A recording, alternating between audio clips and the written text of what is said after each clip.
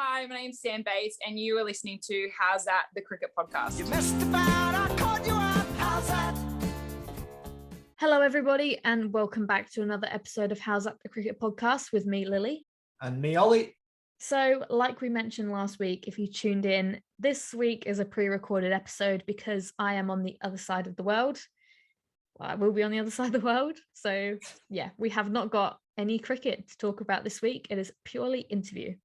Yeah, and obviously you will be, as you're obviously still in Adelaide at the moment, but you'll be, I don't know, sunning yourself in Old Trafford or Lords or somewhere watching a load of cricket, probably with Polly or doing something, or looking to complete your shirt collection. So hopefully you'll be enjoying that once it actually goes out. But for the moment, we've got another interviewee and another good one on the way. Yeah, we do. So this week we had a chat to Sam Bates, who is a Victorian cricketer and also plays for the Sydney Thunder and has done since the very first WBBL. So she has been in and around that squad for, like we said, quite some time, 8 years now. And well, leading on to 8 years if you include this year. But yeah, she was great, wasn't she? It was really good to hear her cricket story and everything she's been up to. Yeah, it's quite a complex one, isn't it? Because she's bounced around at state level a fair bit, but she's been very, very loyal in WBBL terms. So it was really interesting to hear the juxtaposition between those two and the contrast between why she's been so loyal and with WBBL and why she's had to look for opportunities in WNCL terms. So it certainly was a very interesting interview. Yeah, so I guess we'll just jump straight into it. So enjoy the interview with Sam Bates. Sets herself early and drags it on. Bates comes on and gets the wicket. The Thunder well and truly on top. Welcome and thank you very much for joining us today. No worries. So if you could just start off by telling us where in the world you are at the moment and where you're kind of at with your cricket career. Yep, so currently as of today in Coffs Harbour. So we're up here for a couple of practice matches. But yeah, cricket career, it's been a pretty long one. I've played, I think this is my 14th season of WNCL. So I've been around for quite a while. So I grew up in a place called Newcastle, it's about 2 hours north of Sydney. Pretty beachy, pretty relaxed kind of Bogan area. And then, so just played kind of cricket there with the boys for a while. And then when I was about 12, started playing in Sydney at a club called Northern Districts. So played there on Sundays and the boys on Saturdays. And then I kind of never really made any underage tournaments. I used to bowl left arm medium pace back then. Wasn't very good, to be fair. And then just by fluke, I kind of got picked up in this. It was called Futures League. Back then, it was like a second 11 domestic team, and I bowled pace there for ACT for a season. Did my ACL playing soccer, and rehabbing that back, I was quite impatient. So I ended up, the physio told me that I could actually just bowl spin in the driveway, and I was actually all right at it, quite liked it. So then came back to the Futures next year, bowled spin, and then got picked up for the Meteors as a 16-year-old. Debuted that year, played for ACT for 10 years. And then I jumped ship, went to Tasmania and played there for 2 years. Didn't really enjoy my time there. And now I've kind of landed a gig in Victoria, and this is my second season. Oh, that's great. I mean, look, you've given us like the whole wrap up there. You've gone through like a bunch of teams, but one that you have stuck with in the Big Bash is the Sydney Thunder, which, you've been with since the very beginning. So you mentioned, Tasmania and you've been with ACT and Victoria as well now. But what was it like to join up the first season with the Thunder and to kind of still be there now? What's that like for you with your experiences in the WBBL? Yeah, it was really surreal, kind of, the first Big Bash season. Women's cricket wasn't really professional then. And so, we were kind of put front and centre. No one really knew how it was going to kick off, and you just had no idea what to expect. And we were kind of thrown in the deep end. There was, a lot of media, a lot of kind of talk about will this go on and not. And it was just a pretty incredible experience the first season. Yeah, like I hadn't really kind of played against any of the big dogs, so like your Megs, your Perrys and all that sort of stuff. So to be out there playing against them, it was pretty cool. And being a part of a big bash, you're pretty much like a family for 2 months of the year. Like you kind of, it's a roller coaster of emotions. So you deal with the highs and the lows, especially in 01, because like I said, you just had no idea what to expect. And I actually didn't play a lot of games. I broke my arm 4 games in, and was sidelined for the rest of the season.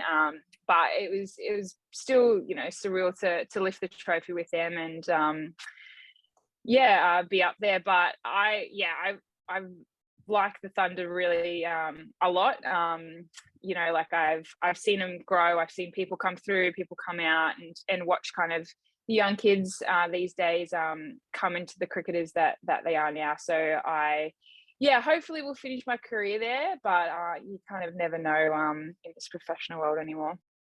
Yeah, it's interesting when you spend so much time with the club, you just want to keep going, or some cases you want to keep going, and it seems like it's one of those in this one, a good sense of loyalty.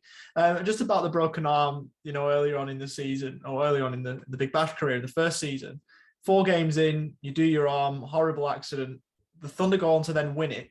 Was that sort of a bittersweet feeling, sort of missing out on that late season run, happy for your teammates that they obviously did the job, but unable to be involved in a playing capacity? Yeah, definitely. Like it's something that you can't replicate, right? Like I've lifted the trophy. I had to wait a long time to lift the trophy again. I thought I would do it the next year, but we won it again in 06. So it took another 6 years. But you're right. It was bittersweet. Like I definitely wanted to be out there on the park and definitely feel that feeling that you get. But it was still really nice to see all my teammates kind of out there and lifting the trophy. And was it a better feeling the second time or the second time you won it with the Thunder? Was it better because obviously you had an involvement in the final? Yeah, definitely. It was that kind of whole season was surreal a little bit because we were in a hub. COVID had obviously hit, and we weren't really sure what was going to happen. And we went into it in a hub, and I'm an extrovert, so I absolutely love people. And the hub was just like an extrovert's paradise. So I just had the best time in the hub, and it was bittersweet to kind of lift the trophy at the end and be a part of it finally. It's really interesting that you mentioned that about loving the Big Bash hub, because that's quite the opposite of what a lot of other people that we've spoken to have said. They've said that, it was really tricky and to kind of be isolated in that one area, but by the sounds of it, you quite enjoyed it and quite enjoyed your time there. Yeah, there's not a lot of us who did enjoy it, but yeah, like it was definitely an extrovert's paradise. Like you were in everybody's pocket every second of the day. Like sometimes you would enter the lift with someone who's just absolutely pumped you for 15 off you over, and you're like, I don't really want to like look at you right now. But no, like you would go down to like dinner or lunch, and you just find someone that you haven't kind of ever spoken to before, and I'll just sit there and speak to them. So I remember I was saying to the girls actually today, like when we won this, I wanted to win the semi, not to make the final, but just to stay in the hub another week. So yeah, I absolutely loved it. Yeah, no, that's good. And I mean, there were loads of other like fun things to, I guess, keep you busy. Did you have any favorite activity that was provided in the hub while you were there? Yeah, well, the golf simulator was probably going to be a highlight for me, but it got broken really early on. Oh. I think it was literally the first day it got broken, so it never really got resolved. But to be honest, like as a Thunder group that year, we were really close, and so the funnest part was actually just stay on our level. We would all kind of just come out into the hallways and just like muck around there and have an absolute blast. So that was probably where we spent most of our time. Yeah, no, that's really good. It's good to hear that you had an enjoyable time. But still, I guess, talking about your time with the Thunder. Now, like we said, you have been in it since the very beginning. More people have started watching over the years. So do you see yourself, I guess, as a role model to these younger, maybe specifically Thunder fans who have seen you throughout every single year? Is that how you see yourself in any way? think so. Like sometimes it is a little bit hard. You know, like obviously getting older and aging, and sometimes the role model kind of doesn't age with me, and I kind of don't realize that, you know, these kids are looking up to me. But there is actually one fan. So I met him at like a big kind of clinic in Big Bash '01. His name's Connor, and he has actually followed me every single year. So he comes to every single game, and you know, it's quite funny just to like watch him grow up and, you know, come and watch me play. Like it's yeah, I just absolutely love it, and I can tell that, you know, he does look up to me, and yeah, it's just good. Yeah, that's brilliant to hear. I love that.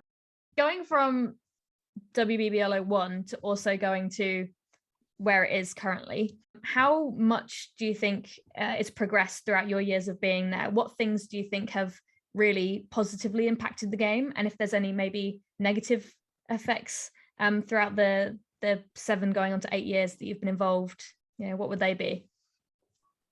Yeah, I think the money's off, like, is probably the big factor. When we first started, you know, our contracts literally ranged from, like, some girls were playing for free, some girls were playing for $1,000. So it's ranged now to a point where you can live off the money. It's definitely not where the boys is at, and it should be, considering the amount of training that we do is the same amount, if not more, than the boys. So that's probably where it needs to head. But another thing is it's the quality. You know, like I think the first Big Bash final, it was 110 played 111, and now you're seeing scores of 180, 240. So yeah, the level and exposure of it now, like I think it's really cool to hear that girls are getting into cricket because of their sisters. Where it's, you know, when I grew up, it was, you know, my brother played, so I played. So it's really cool to kind of hear that side of things. Yeah, they're probably the 2 big things, I reckon. We've said a couple of times you've been in it right from the start. Do you feel like a sense of, you know, happiness that you've been involved with the growth of not only women's Big Bash, but also women's cricket as a whole over the years that you've played?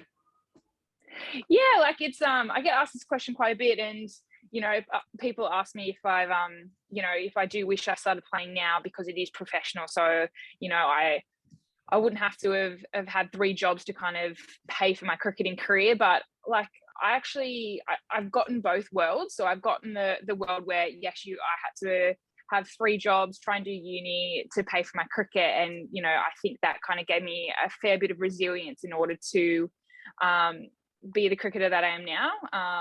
You know, and so now it is professional. You see a lot of kids coming through, and I think they've got a lot of pressure on them to kind of perform, especially the kids that go to school. You know, they are getting paid this, like, you know, lump sum of money to be a good professional cricketer, but they actually kind of enjoy their younger years. So I definitely think it is an honour to be a part of 01 and to nearly play 100 games for Thunder in the Big Bash. And yeah, I just hope I can play a couple more years and see where it goes. Yeah, you're certainly on the right path too. I don't see any reason why you wouldn't be playing in a few years, and hopefully it is the case. Now, obviously, we talked about how, you know, obviously most people, you know, when you were growing up, got into cricket because of their brothers and not because of their sisters. How was that sort of for you, you know, on the sort of the pathway kind of thing? How did your cricketing love start, in a sense? Yeah, I think typical most country kids, my brother played, my dad played, my grandfather played.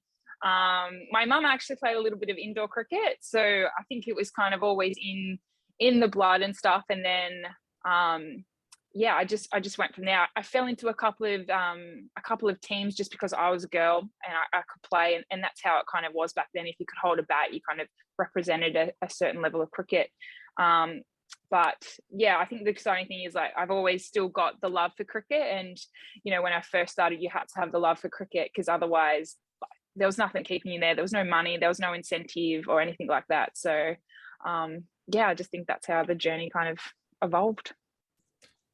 And if you were to look back on that sort of, I don't know when you started playing, what age you sort of were, but when you look back, you know, now with the career that you've had, and you said before that, you know, a few years back you hadn't played against the likes of Perry and Villani or whoever it is, that, you know, the stars of the women's game. do you sort of look back and, feel a little bit starstruck like you are that 10-year-old again when you do come up against these players? Is that sort of elements of, this is amazing kind of thing when you're coming up against these, titans of the women's game? Yeah, I think so. I still get extremely nervous, playing against all of them. And I've played against them for 14 seasons now. So, yeah, definitely. I never kind of saw myself being a professional cricketer, to be on the front stage for so long, it's pretty surreal and, yeah, still pretty nerve-wracking. Yeah. Is there one of those moments, not to bring up like a bad moment or a bad memory, but is there one moment where a player's, pretty much had your number, where there's a star who's just, giving you a torrid time of it, and you just think, wow, you can't deal with something like that? Yeah, there's definitely people that I get more nervous bowling to than others, and it's probably it's most of the time left-handers. So we actually today, so I was bowling to Georgia Redmayne today, who's kind of on the cusp of the Australian kind of side, and I just can never bowl well to her. And she knows it. So like it's this literal battle of like me going, no, you can bowl to her and her going, I'm going to pump you for 6. So it was quite good today actually. But yeah, so there are still they're mainly left-handers. Smitty Mandana, I cannot bowl to her. Like literally, if someone threw me the ball, I would throw it to someone else because I'm like I've got nothing. It was funny enough you mentioned Georgia Redmayne, because we spoke to Georgia Redmayne on the pod a few weeks ago. So we've been in contact with her. We may have to mention it if we see her again this summer. No, don't, because it's like this unwritten rule. It's like, yeah, we don't speak about it, but we both know. No, we wouldn't do that. We wouldn't do that. So, like you mentioned, obviously winning WBBL 06, that was when Heather Knight had come over and played for the Thunder. So what was that like to play alongside Heather Knight, England captain? That must have been a pretty crazy experience. Yeah, like I didn't really know what to expect from Heather. Like, like she's captained England, so you kind of, have her on this pedestal and kind of, like, or is she just kind of going to do her own thing or whatever? And like, she was just the most inclusive person. Like, I just think she's, the perfect balance between being really involved in a team and bringing them up, as well as being a captain and being a leader and trying to get the best out of them. I think, our great leaders, Meg, Rachel, they are extremely good leaders, but they kind of reserve themselves a little bit, which is perfectly fine. But Heather just had this knack to just absolutely bringing a group together. And, like we played pranks on her the whole hub. Like we wouldn't dream of playing pranks on like Rachel and Meg. So I can't get enough of her. She's definitely a legend and definitely someone that I'm so glad I met. Yeah, absolutely. And she's obviously known for a batting exploits more than a bowling exploits, vice versa. But did you take anything from Heather's game that you could sort of implement into yours, be that on field or off field? Yeah, I think she sweeps extremely well for anyone really. And in Australia, we don't sweep very well as players. So either reverse or a traditional one. So I got her to try and teach me a little bit about reversing and stuff, not the kind of iconic batter, but she taught me a lot of that. And she just kind of taught me a lot about leadership and how to kind of balance between bringing a group together as well as being that leader. So it was probably more off-field stuff, but I definitely learned a lot from her. Yeah, and she's the kind of player, isn't she, that, we've never spoken to her, but you could just sort of tell that she is one of those who's got a wealth of knowledge, and anyone who's, able to listen to her, you're quite lucky in a sense, because you're going to learn quite a fair bit to add to your game, both on and off field. But would you say that she's perhaps, not to get, to discredit any of the other teammates, is she one of your favourites playing with the Thunder? Or, if she is there any others that go alongside? She's definitely up there. I think, there has been a lot of players that I've absolutely loved playing with. But like Rachel Haynes is someone special and someone that I really enjoy playing with. Renee Farrell is probably another one. She was kind of a role model for me growing up, and definitely a diehard Thunder fan. So they're probably the two big ones, but Heather's definitely in the top 3, top 5. And you've spoken about the hub quite a fair bit, and the morale that you sort of had with the Thunder players. Do you think that morale sort of, in the hub and beyond, so the years since then, have really pushed you on to become a really, really successful team as you have been over the years? I think so. I think what I've learned from playing a lot of years of Big Bash is it changes every single year. So you can have the exact same team you had last year, but team morale can be very, very different. So we won it in 01, and I think we came second last in 02. We won it in 06, and we came second last in 07. So, but we had very similar teams in both setups. So I think overall team morale has definitely stayed the same. And Cricket New South Wales has such a powerful dynamic in the sense that they produce really good players all the time. So I think that's what kind of makes Sixers and Thunder quite successful. I think we've, me being an English cricket fan, I've always said, to credit Australia, it's so frustrating when you play Australia as an England fan, is because they can just churn out so many quality players, and a lot of those come from New South Wales, and that's just the way it's always been. We were actually speaking about that today. They've just got such a good underage platform and just continues to grow, which no other state can kind of catch up. But hopefully one day we will. Now, so obviously talking still about, playing for Thunder, you also now play for Victoria as well, like we mentioned before. What is it like juggling the two between the two seasons? Because, a lot of players sign with the Big Bash side and then play for that state side as well. So what's it like to be split between the two most victorious cricket states? Yeah, it's definitely got its pros and its cons. I do enjoy in the sense that I think at times if you're playing WNCL and you have the same Big Bash team, you only see the same stuff, which your knowledge doesn't really grow at the same rate. So that's why I quite like going to Thunder. I get a bunch of knowledge from them, which is different, and no discredit to anyone, but it's just different kind of people and different conversations you have. So that's why I really, really like it. And that's probably why I've stayed with Thunder for so long. But then, I don't kind of see them at all until Big Bash comes around. So if I've kind of been working on stuff or something, I've got to kind of catch them up on the go, and they haven't really seen me and stuff. But I think the pros definitely outweigh the cons in the sense that I love seeing kind of different people, different environments, and that sort of thing. Yeah, no, that's good. And I mean, does it make it a positive in any way that you play with these Victorian girls through the domestic setup, and then come Big Bash, when you're playing for Thunder, the ins and outs of your teammates from domestic tournaments and how they play? Does that work for you in any way?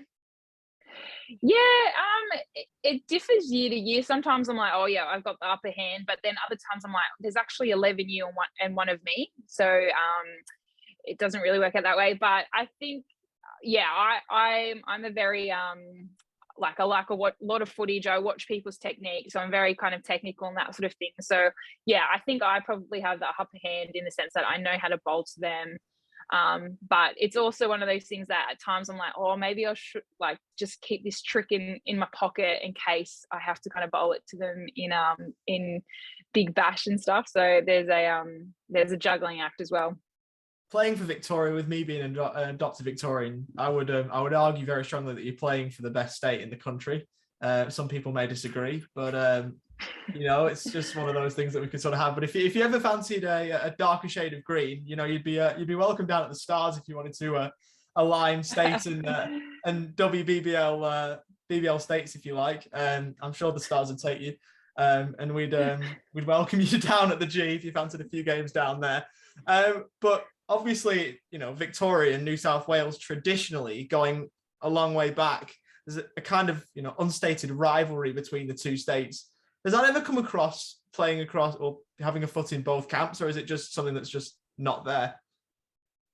Yeah, I feel like it was there, 5-6 years ago. But I think, with the opening of Big Bash and people moving states quite a bit, Big Bash teams quite a bit, it's not really there anymore. I think the rivalries are between Stars, Renegades, Sixers, Thunder. I think that's where it kind of gets quite heated.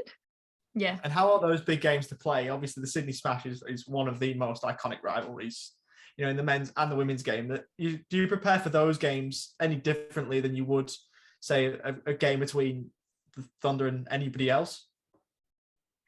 Yeah, it's interesting. So over the years, like, it's kind of with the Sixers, it's always gone 1-1, and then maybe they've got one extra on us, and then the next year.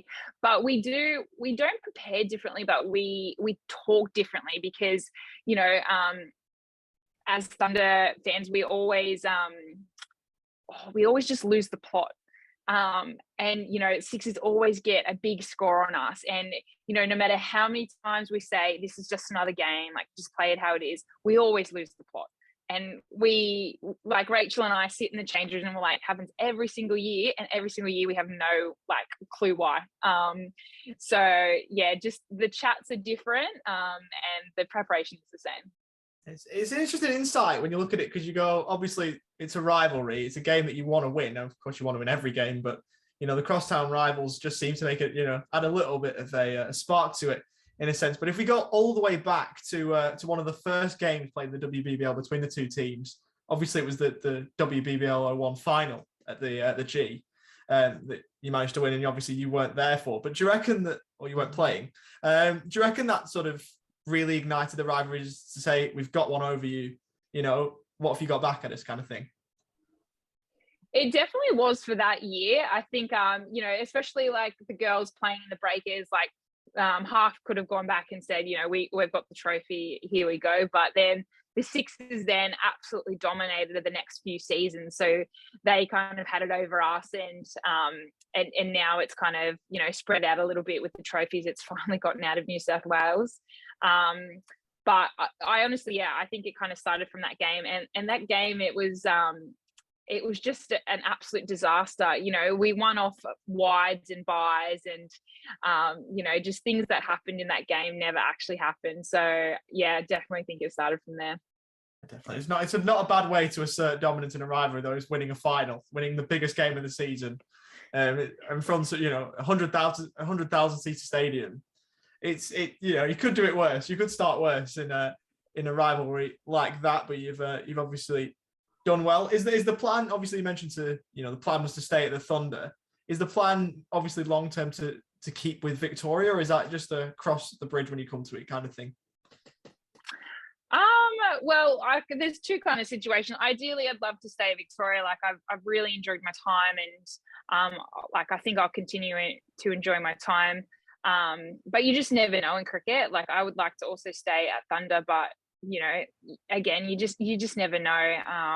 They could kind of come back to me and go, oh, we're just going to go down a different path, and I kind of have to deal with that. So while I love to stay at both, I still never know. So we'll just keep that door open. Yeah, absolutely. It's a wise thing to do. Keep everything, keep options open and take it forward from there. But speaking of that Victorian team, is there anyone that you're really close with in that Victorian dressing room, just to give us a bit of an insight, behind the four walls? Well, to be honest, we're a pretty close group. I think my go-to person is probably McKinley Blows, actually. But we kind of have this this banter love kind of going on. So it's like a love-hate relationship, I would say. But yeah, I think her, Ella Haywood and Reese, I kind of hang out with them quite a bit. And I think Sophie Reed, who's kind of come into the group, I think she's very quirky, and I kind of love catching up for coffee with her as well. Now, I guess talking about playing for Sydney, now you mentioned earlier about not doing too well in the WBBL season just past. What are you taking from that season last year into this year's season? Yeah, I think when you're winning, luck's always on your side, and when you're losing, luck is never on your side. And we lost Rach, so Rach unfortunately wasn't able to get into the state that we're playing in, and her partner just had a baby, and she kind of had to put family first. And that kind of just kept snowballing out of like bad luck and stuff. And then we had some more injuries, and just games that just didn't go our way. So I think not much has to change, really. We've got quite a number of new faces this year who will hopefully kind of lift the team a little bit. But I just think we just need to kind of get back to us as a team. I think last year we were kind of worrying about too much about the opposition, and then when you lose a couple of games, you worry about the ladder. When you lose a couple of games, like you have more meetings, you train more, and so I think just going back to our processes and understanding as individuals how we play, I think will put us in better stead for the ladder and stuff like that. Yeah, absolutely. And would you say that's similar to the WNCL? Or because it's obviously a different format, have you got any different kind of plans and ideas, or would you say it'd be relatively similar to that? Yeah, I think WNCL will be quite unique this year. So there's 12 games instead of 6. And we have our Aussie players for a lot more of those games. So there'll be a lot of more players kind of coming in and out. And we'll have, really, really good leaders who can kind of show us how it's done out there. So I think it will be a little different. We'll kind of lean on them a little bit, learn from them, especially the younger ones. But I think, again, you just kind of go back to your processes and just kind of worry about how you're going to play the game rather than how others are. Yeah, no, absolutely. That's completely fair. Now, we've read up a bit, and you've also previously toured Sri Lanka with Australia A. So what was that international cricket kind of experience like for you, and how have you taken that into the games that you've played after that? So I've played on and off for Australia A a number of times now. So I've toured Dubai, Sri Lanka, and India. And I was at kind of different kind of age groups in my life. So the first one, it was pretty surreal. Like, again, like I didn't really think that I was going to kind of make it in cricket, let alone get to an Australia A side. And I think I was quite overwhelmed and didn't really know how to handle it. All of this stuff was kind of coming at me, and there wasn't really, people in place to guide me. So I kind of got dropped from that, then got picked up a couple of years later. And again, I think it was such a cool kind of concept. We were in Dubai, and we actually had a sandstorm come through and got most of our games actually cancelled, which was pretty sad. But I think the most memorable one was India. It was right before all of the Indians came out to the Big Bash, and it was such a cool insight to see how cricket kind of works over in India, and just how the fans and all that, how they kind of interact, and I definitely wouldn't be able to have that without kind of traveling over there. But I actually came back with a little bit of the yips from when I played in India. So we ended up playing the Indian side, and I got absolutely pumped. This was when Mandana, she absolutely took me to town. I think she took 30 off one over of mine, and I just lost the plot. And so I came back and didn't know how to bowl. Actually forgot for a little bit. But luckily enough, I ended up it was when I was playing for ACT, and I played Victoria and took a couple of wickets and kind of got my groove back. But definitely kind of highlights of my cricketing career. Yeah, no, for sure. And you mentioned playing in India there, but what is it kind of like crowd-wise for the women's cricket? Was there a lot of people there, or is it like it kind of is over here with your patches here and there? Yeah, it was it's kind of what you expect in the IPL and for the women's game now. It was like Australia A versus India A at one stage, and it was absolutely packed out. We were at this kind of ground that it didn't hold any seats or anything like that, but you had it was like sardines, you couldn't move, and all these people are coming out to watch. And this was kind of at a time where Big Bash wasn't huge, and all of a sudden you've got hundreds and thousands of people watching you, and kind of didn't really know how to take it to start with, but it was definitely a cool experience. Yeah, well, that's pretty crazy to hear that, even for A kind of games, that it's that busy is pretty insane. And in terms of obviously you played against Smriti Mandana, who was one of those that you mentioned who had a fairly decent Commonwealth Games just gone. Was there any other players that you sort of played against, you're thinking, wow, either at the time or have gone on since then to have good careers at international level even? So when I played in India, Jemima Rodriguez, so she wasn't kind of a big person then, and she batted amazingly against us, like, you know, hit a bunch of runs, and she would have only been, I think, 15, maybe 16. And I remember kind of saying to a couple of the girls, like, she's kind of got to go on and be something special. And she's absolutely dominating kind of the Commonwealth Games and the 100 at this stage. So I think she was probably a key one back then. And you've talked about getting the experience overseas. Is there a yearning to still, you know, play more cricket outside of Australia and potentially get a full Australia cap, or is that something that's not really worrying you at this stage? Yeah, I think playing for Australia is always there, and it's always kind of been a passion of mine ever since I got to this level and stuff. You know, but realistically, I probably think the goal's not there. I'll definitely put my hand up and say yes if I get selected. But I did actually spend a couple of months over in Scotland playing over there, and like that was pretty cool. I kind of went over there on my own back and played a couple of games with the Scotland girls, which was an amazing experience to see how far behind cricket is for them and to see how in front cricket is for us. But I'm hoping to kind of do that a lot more rather than, I suppose, wait for Australia to come to me. I'll just go and search out a couple of different countries to play in. Yeah, so you said that Scottish women's cricket was quite a fair way behind. Could you elaborate on that in a sense, like how far behind, or what was it actually like going into Scottish cricket? Was it a skill level thing? Was it, you know, an actual want from a fan's point of view to watch cricket? Was it the players? Was it, you know, the pathway? What do you think was the main thing that stood out? Honestly, like, I think it's all of the above. Like, I think, you know, there are the girls that play for Scotland are quite passionate about it and do it, like, absolutely love playing for their country, but they just don't know how to. You know, they don't get paid any money. They have to take time off work to go overseas and play in all of these competitions. They don't have a real pathway at all. It's just kind of, like people, I suppose, that can hold a bat at one point. They've only got four teams out of the whole country that play. And yeah, the funding's just not there. Like it's catch-22. So they need to kind of go to these competitions, win them to get the funding, but they can't get there because they don't have the funding to create good players to win them their games. So they're kind of at that level where it's a never winning cycle kind of thing. Yeah, no, that makes sense.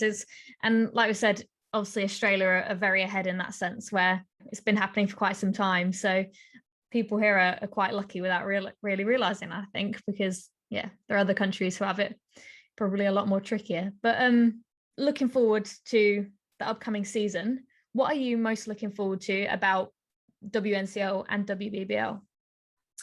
WNCL, definitely just being able to play 12 games. I think sometimes it takes you a bit of time to get into it. So, you know, it could take you maybe 4 games to kind of just feel your way into 50 over competition. And then by the time you feel your way in, your season's done. So it'd be really cool to actually have like a proper kind of home and away season again, and to have 12 games to really learn and understand your game.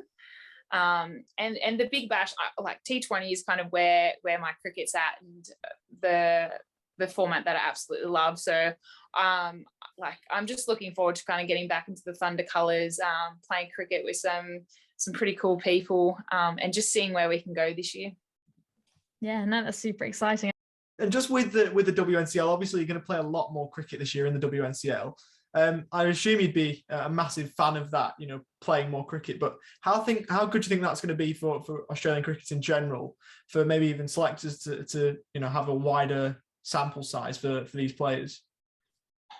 Yeah, I think it's great, and I think it goes beyond that. I think you know, as professional players, the biggest asset for us is money, and you know, like I said, we have enough to live off, but you can't you know, you can't do much more than live off the money we kind of get. So to have 12 games, you're going to need a bigger squad, you're going to need more funding. So it kind of brings in all those elements as well as getting more girls exposed, because you're going to have to rest players and that sort of thing. So it's just moving the game so far forward than it has been before.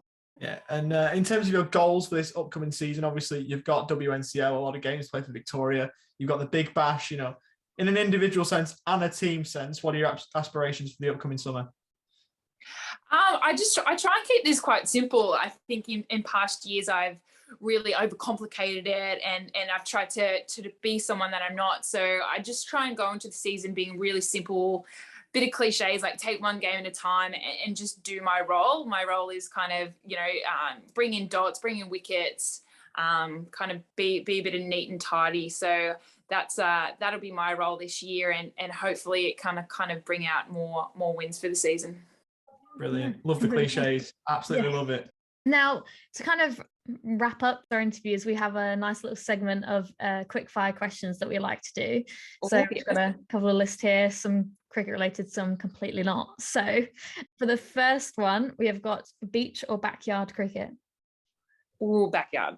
Pretty quick answer there. Now, what is your favourite shapes flavour? Ooh, pizza. Yeah, good. Now, favourite film? Oh, I am a massive Harry Potter fan, so I'm going to have to say Harry Potter and probably the sixth one. Okay, yeah, good shout. Now, WBBL or WNCL? WBBL. Yeah. Favourite cricket ground to play at if you had to choose one? Probably Monica Oval. Good choice. Now, would you rather hit 3 sixes to win a game or take a hat trick to win a game? Oh, 3 sixes.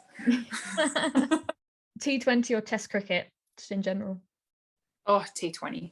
Yeah, good. Thought that'd be the answer. Do you classify porridge as a cereal or not? Oh, great question. I love porridge. I'm going to say no, I wouldn't classify that as a cereal. That's the right answer. There's a bit of a debate. Ollie thinks it is, and I'm like, no, it's a breakfast food. It's not cereal. No. I had to think about it. I'm also an obsessive porridge lover, and I was like just thinking about it because it's not a question that I've ever been asked, and so I was like, is it? Isn't it? Not sure.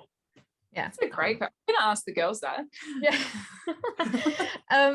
Now, if you were on Millionaire Hot Seat, Who Wants to Be a Millionaire, whatever one that is over here, who would be your phone a friend?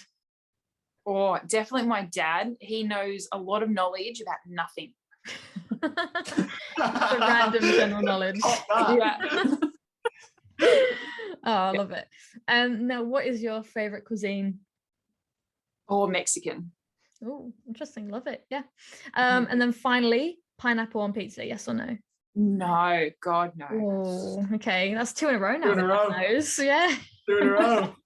What's your go-to pizza topping choice? Oh, meat. As much meat as you can put on there. Yeah, fair enough. Meat lovers. There you go. Yeah, no, but that's it. That's all the questions. Thank you very much for joining us tonight. Really, really appreciate your time. All the best with all your upcoming cricket. I'm sure both Ollie and I will see you, whether it be in Melbourne or Adelaide, in the upcoming season. So yeah, looking forward to that, and thank you again. Yeah, no worries. Thanks for having me, guys. It's been great. Sets herself early and drags it on. Bates comes on and gets the wicket. The Thunder well and truly on top.